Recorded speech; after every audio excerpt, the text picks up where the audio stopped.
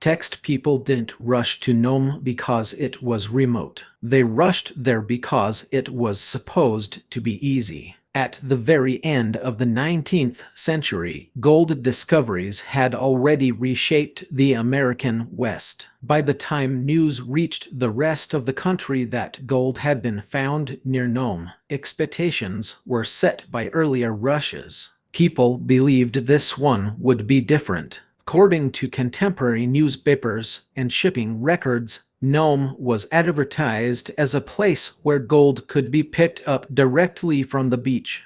No deep mines, no complex claims, no years of digging. Just arrive, work, and leave with something valuable. That promise mattered. Thousands of people were already exhausted by earlier gold rushes. They had crossed mountains, frozen rivers, and hostile terrain before. Text Nome sounded like a shortcut, a final chance to recover lost time and money. What most of them did not realize was that the idea of easy gold had already expired by the time it reached them, not because the gold wasn't there, but because timing had already decided who would benefit. Before we go further, a quick note. If you enjoy calm, factual stories about real treasures and real decisions, not legends, consider subscribing to the channel. This project is still growing,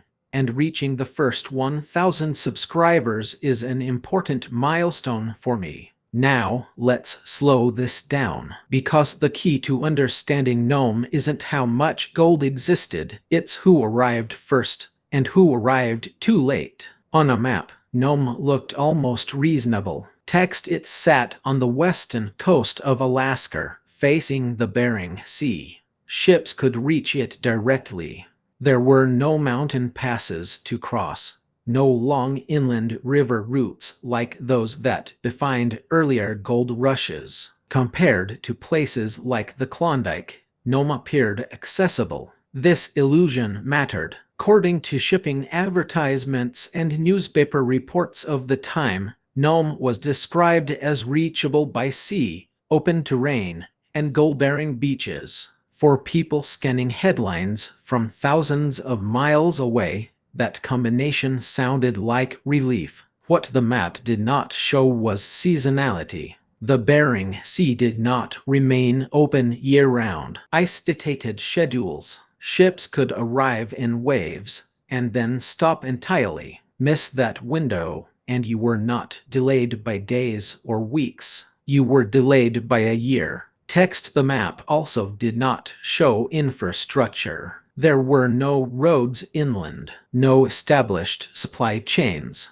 no storage systems capable of supporting a sudden population explosion. Everything that arrived by ship had to arrive at exactly the right time, or not at all. And most critically, the map did not show claims. By the time Nome appeared in headlines, many of the most accessible areas had already been staked, not quietly, but quickly and systematically. Early arrivals understood something later crowds did not. Gold rushes do not reward distance traveled. They reward arrival order. Nome was not misleading because it was remote. It was misleading because it looked simple. And simplicity attracts crowds faster than reality can accommodate. Text by the time most people heard the name Nome, others were already working the ground. According to contemporary accounts and early claim records, the first people to benefit from Nome were not part of a massive migration. They were a small number of prospectors, traders, and locals who were already present along the coast. Their advantage wasn't strength or luck. It was precision. They didn't arrive with crowds. They didn't wait for confirmation. They worked quietly, early, and close to shore. Beach gold did exist. That much was true, but it existed in a narrow window both geographically and temporally. The earliest arrivals could work exposed areas before claims multiplied and before oversight became organized. This mattered because gold rushes do not operate on equal opportunity. They operate on compression. As soon as news spreads, space collapses. What was once open becomes layered with rules, disputes, and paperwork. In Nome, this happened almost immediately. According to legal filings from the period, claim jumping became common. Boundaries were challenged. Entire stretches of beach changed hands through technicalities rather than digging. Those who arrived early didn't just collect gold. They collected legal positioning. By the time the crowds arrived, thousands of them, the conditions had already shifted. The visible gold was thinner, the easiest ground was claimed, and the rules were no longer informal. Most newcomers never saw the version of Nome they had imagined. They arrived after the rush had already hardened.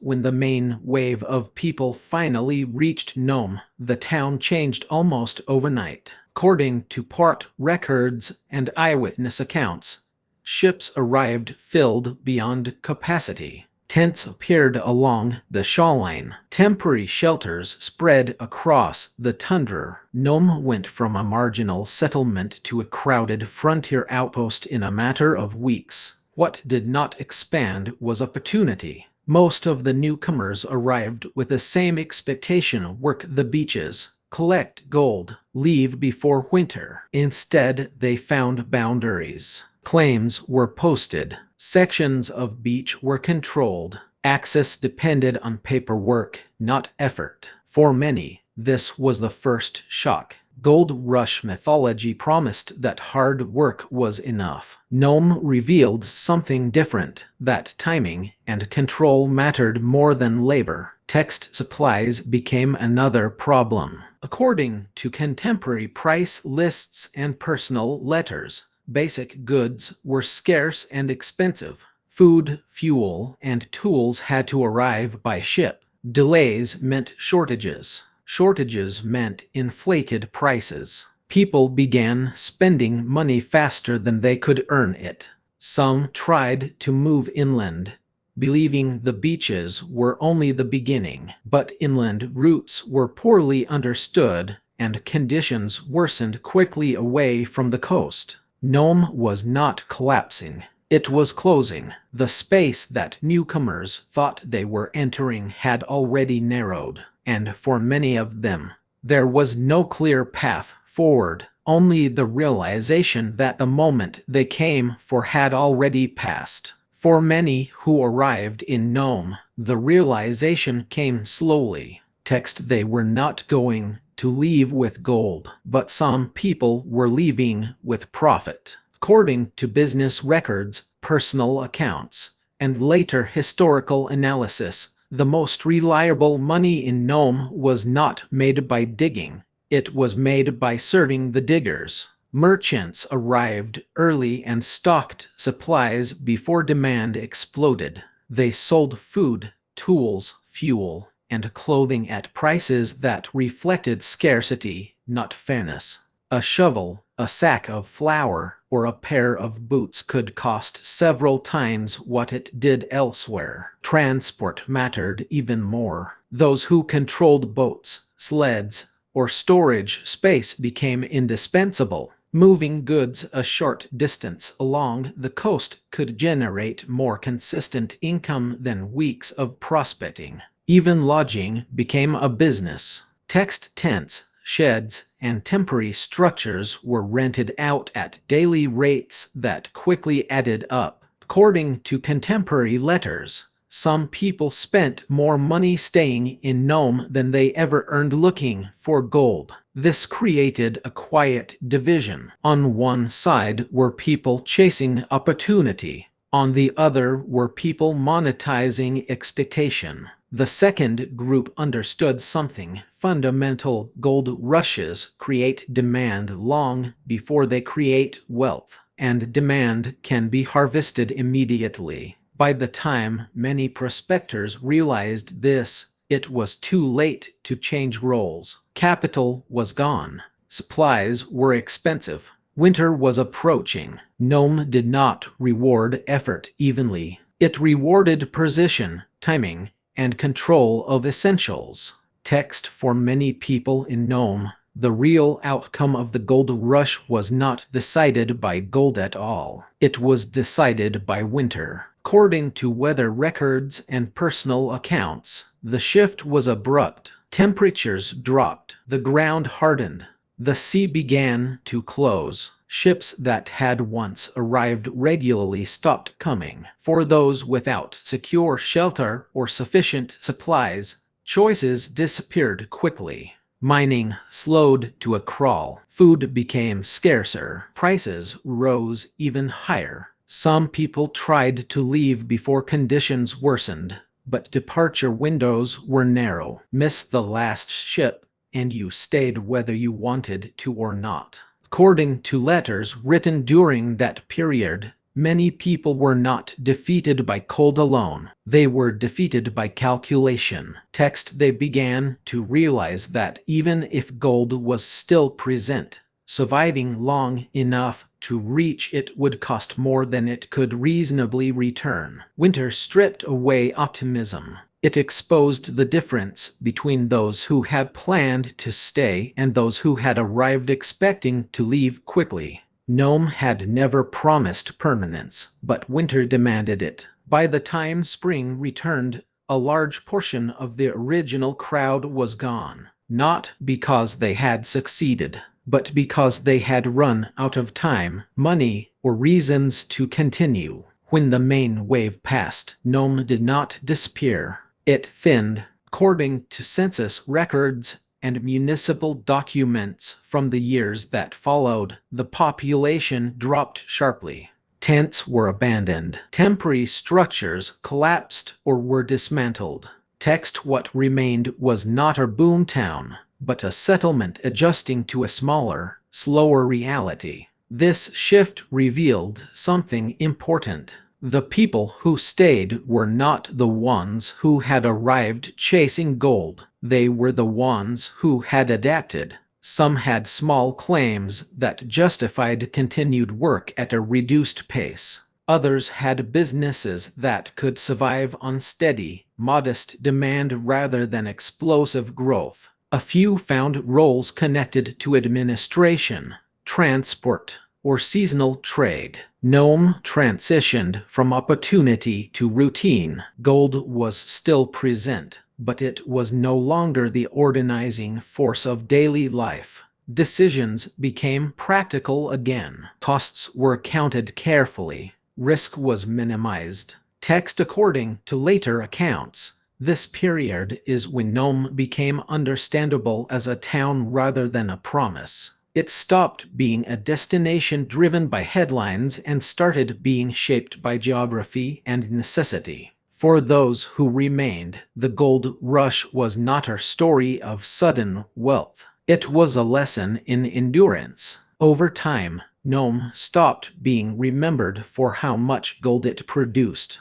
It became remembered for when people arrived. According to historians who later studied the pattern of the rush, Nome followed a structure that appears again and again in gold rush history. Early discovery creates quiet opportunity. Public confirmation creates mass movement, and mass movement arrives just as opportunity narrows. Nome made this sequence unusually visible because the gold was real. Text because access looked simple, because the environment hid its limits until they mattered. Most people who went to Nome did not fail because they were careless or lazy. They failed because they trusted a version of events that was already outdated by the time it reached them. This is why Nome feels different from other gold rushes. There was no single dramatic collapse, no sudden disaster, no moment when everything ended. Instead, opportunity slowly closed while people were still arriving. By the time that became clear, the cost of leaving was almost as high as the cost of staying. Nome did not punish risk. It punished delay. The story of Nome is often told as a chapter in gold rush history, but at its core, it is a story about expectation. Text according to personal letters, diaries, and later historical analysis. Most people who went to Nome were not reckless. They made decisions based on the information available to them at the time. Newspapers, advertisements, and word of mouth all pointed in the same direction. Gold was there. Access was easy. Time remained. What failed was not effort, but synchronization. Information moved faster than reality could update. By the time news spread widely, conditions on the ground had already changed, but human behavior did not adjust as quickly. This pattern repeats throughout history. People act on signals that were true once, but are no longer true when acted upon. The distance between discovery and decision becomes the critical factor. Nome exposes this gap clearly. Text: those who arrived early benefited from silence. Those who arrived later followed noise. The tragedy was not that gold ran out. It was that certainty arrived too late. Nome did not vanish when the gold rush faded.